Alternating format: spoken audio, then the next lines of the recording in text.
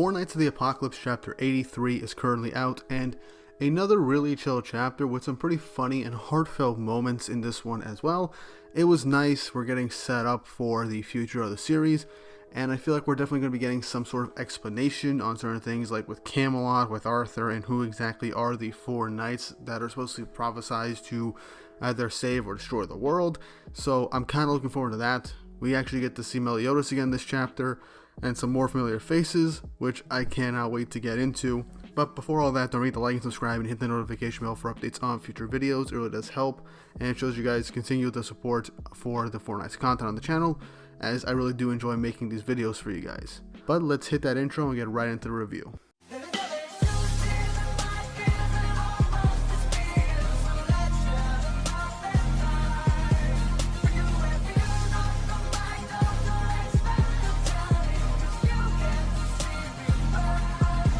So chapter 83 of Four Nights of the Apocalypse, titled Decision to Part. And we start off with the Percival gang basically making it to the castle and is about to go into the throne room to meet Meliodas. And I just like this image of all of them in the throne room looking at the throne for the king and the queen, where one is a demon wing, obviously representing Meliodas, and another is a angel or goddess wing for Elizabeth. So I just like a little bit of detail for the different thrones that they have. Kind of an obvious way of saying that these two aren't exactly human. So it's just a nice little detail that I honestly really enjoy. But I like that we're cycling through all the different reactions to Team Percival, with Donnie being very nervous, and Nazianne's contemplating what they're there for, and Anne's kind of, in her own head about finally getting to meet her hero or idol Meliodas. But then Percival realizes that his friends are acting funny. They're not really looking him in the eye, and they're, looking a bit nervous. Obviously from the previous chapter, with all of them coming to the realization that they're not holy knights, and they're probably not going to be able to stay with Percival any longer, as he has to go off and save the world and stuff like that.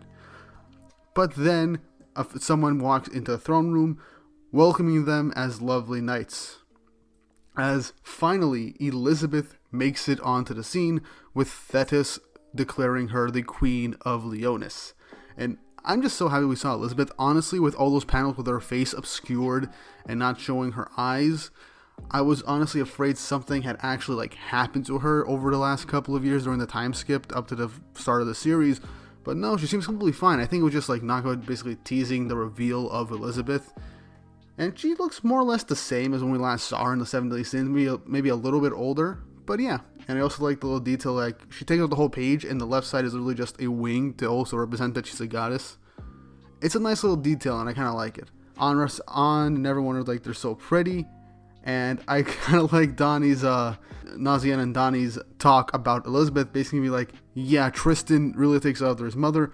Wait a minute, how old is she? How could she have a kid that's the same age as us?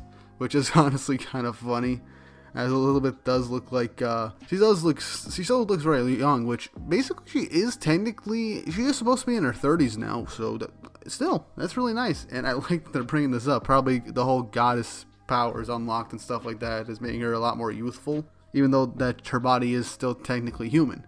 But she goes on to say, I heard how you fought for our kingdom and people the other day. I too wanted to say thank you. I'm truly grateful. And Donnie's kind of being, Donnie, ogling over Elizabeth. And Anne is basically asking, where is Sir Meliodas? Has he not arrived yet? As Meliodas off screen says, I'm already here, as he then grabs Elizabeth's chest from behind, as he then begins to grope her in front of all of the kids. I have honestly been numb to Meliodas' antics in this series from basically after a second rewatch of the initial Seven Deadly Sins, so this stuff doesn't surprise me anymore. But the fact that we've seen just Meliodas be Meliodas and not do this, I was kind of thinking, okay, Meliodas probably matured a bit over the last few years. He's been a king for a little while. He's had to fight one of his friends.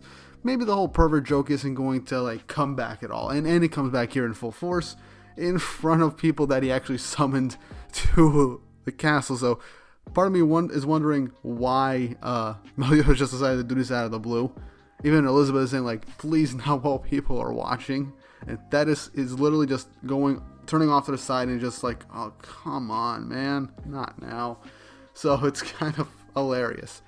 And then everyone is questioning who Meliodas actually is. Some kind of brat putting his hands on the queen like that. Percival knows that Meliodas is the king, and he's basically confirming this, and Meliodas is like, it's like I told you before, but then An is just like refusing to think about it, and Nausicaans being like, he's probably Tristan's younger brother, because Meliodas is shorter and very young, and they don't know he's a demon, so they don't know that he's very youthful, and he doesn't really age that much, so yeah, Elizabeth basically just puts those speculations aside and says, well, I'm sorry for surprising you like this, it's the truth, as everyone's basically like dumbfounded when Elizabeth just announces, he is my husband, King Meliodas. Tristan is, and Meliodas just goes on and says, got that right, which means Tristan is mine, Elizabeth's only son, as he takes up the panel with Elizabeth in the background right behind him. As this is honestly the two funniest panels in this entire chapter, with An having her fantasy image of what Meliodas would look like, as she's like, my Sir Meliodas, as he begins to crack, and breaking through is the obvious image of Meliodas that we know and love right now, as her face is just like contorted with just surprise and shock and disappointment, as she slams Ton to the ground, basically like wallowing in her crushed dreams, as she even says, I'm fine, even though I'm not. One of my dreams was just shattered into pieces. But Meliodas is trying to break this whole like scene and says, well, with the introductions out of the way, how about let's get to the main subject at hand. Lancelot told me all about your hard efforts. He calls everybody by name and thanks them for everything that they've done, for coming all the way to Lyonesse to support Percival, as they all kind of, nervously agree without really looking anybody in the eye. Percival looks over to them and says, yep, it's because everyone was with me that eye, and then he cuts off and notices everyone's acting strange. They're not looking at him in the eye, and they're wondering what's going on. Meliodas goes on to say, I know it's cruel of me to say this, but are you prepared to say goodbye? And Percival's kind of like wondering what the heck's going on. What do you mean by say goodbye? As An just says, we understand. Percival, you're a prophesized knight of the apocalypse, but we're not. Nausicaans continues to say, on top of that, we're not even holy knights. From now on, you need someone with the strength to fight by your side. Donnie finishes this thoughts by saying, try to understand, we can't keep dragging you down by the legs forever. But Percival goes on to start yelling at them, saying like, then I'm totally weak too. Even in yesterday's fight, I was completely useless that I kept dragging everybody else down. The only reason I got this far is because all of you helped me, as tears are starting to fall from his eyes, as he runs up to everybody being like, we're always going to be a team, right? We're friends, right? We'll always be together, right? As he just goes to everybody, grabbing and shaking them, kind of going through like, not wanting to be alone, and Donnie just does something that he doesn't want to do, and tosses Percival to the ground, says, just grow up. You're the one who's got to save the world from now on. That's a laugh. You and us being friends, a team, that's not going to happen. It should go without saying, as Donnie's just like tearing up, just not wanting to believe what he's saying, but is basically telling this to Percival for his own good. As Nausicaans says, I want to travel more with you, but I just can't. As everyone is just starting to cry right now that they're more or less about saying their goodbyes to Percival. Then An goes up to him and just says, I swear to you someday I'll become a holy knight and catch up to you. So just wait for me, will you? As Percival begins to cry, but then Meliodas kind of is breaking up the moment like he tends to do and says, did you get the wrong idea about this whole thing? As An basically snaps at him, calling him a jerk. What wrong idea? So yeah, she just dissed the king right there. Meliodas asks for Elizabeth to hand him a sword, as he then calls on Galahad to kneel before him, as she's beginning to apologize, saying that he's going to punish her. He then puts the blade on her shoulder and says, on Galahad, in the name of the King of Lyonesse, I appoint thee as a holy knight. And she's like, what? So he then says, next, appoints Donnie and then Nausicaans as holy knights. He then puts the sword away and says, the three of you will keep helping Percival out, right?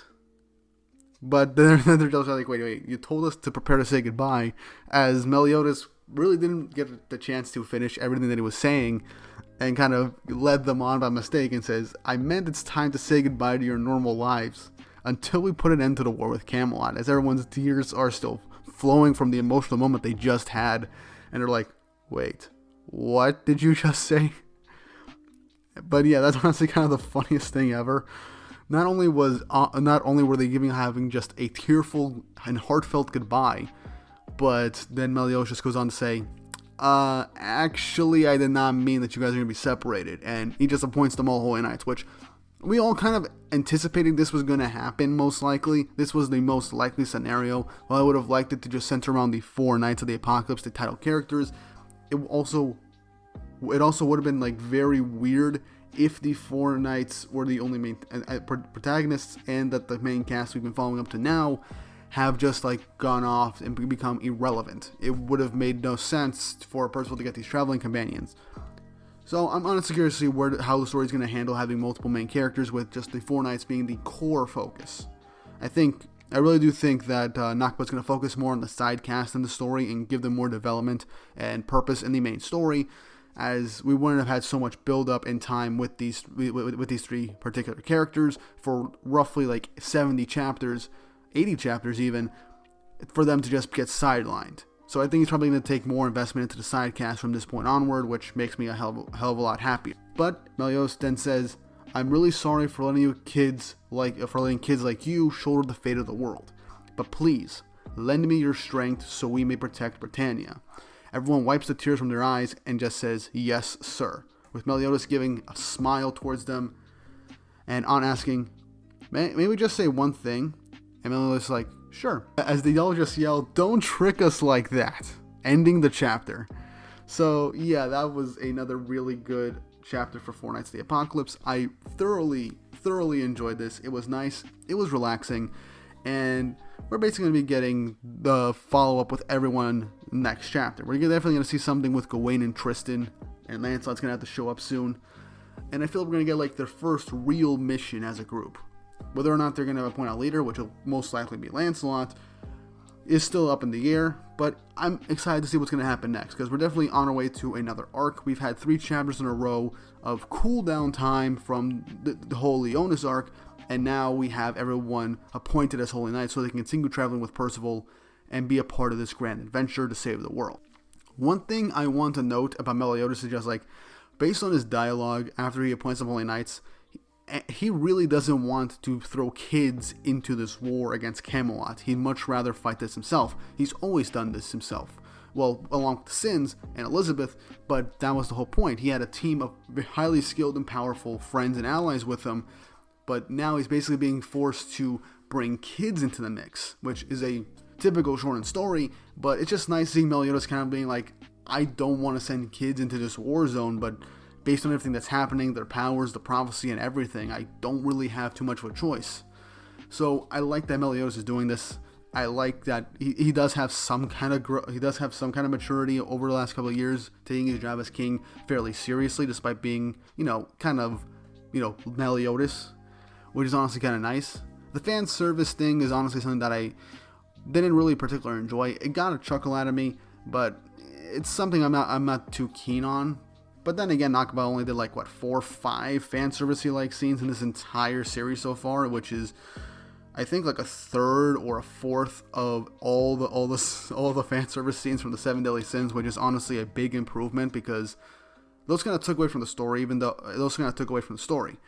But here, I don't mind it as much because it's very infrequent. So I let that slide, and like I said, it did kind of get a chuckle out of me. And it brought back an old dynamic that all fans will either cringe at or laugh at. Elizabeth coming back, I'm honestly really glad that she's here.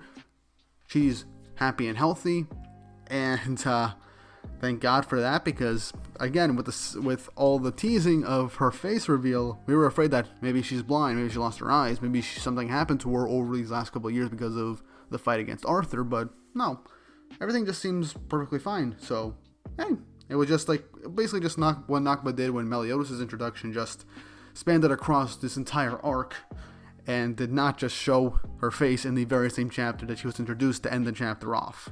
But either way, I'm happy. I'm glad Elizabeth's here. A part of me prays that we actually get to see her fight for once in a full-on battle now.